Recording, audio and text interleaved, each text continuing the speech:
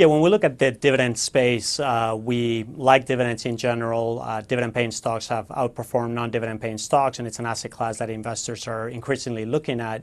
But within the dividend space, we actually think that a lot of investors miss what's the best opportunity, and that opportunity in our mind is what we call the super dividends, which are companies that pay in the range of 6 to 20% dividend yield, so pretty high.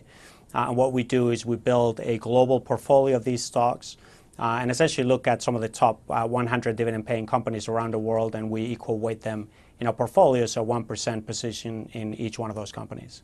So the strategy of looking at stocks that pay dividends is still in vogue, even with the stock market's advance that we've seen so far this year? Because there was a while that people were thinking, oh, the dividend story's played out. I guess not. Yeah, well, I think it's fair enough to ask whether the dividend story has been overplayed because there's a lot of focus on it. In our opinion, by looking at a number of studies, dividend-paying stocks valuations are not out of whack relative to historical valuations. They still seem attractive. Dividend-paying stocks over the long term tend to do better than non-dividend-paying stocks. And specifically, when you look at where people participate in the dividend-paying universe, a lot of it is focused on stable dividend payers, dividend growers. But there's not a lot of focus, and in fact, a lot of indices and a lot of funds automatically eliminate or cut, say, dividend-paying companies that pay more than 10%. So we specifically focus on that category.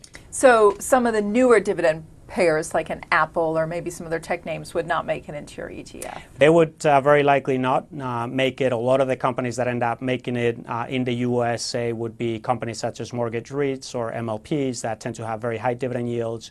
Or internationally, if you look at Europe, telecoms, in places like Australia, banks, in emerging markets, a lot of consumer staple, consumer discretionary. So it really depends on the region and the market.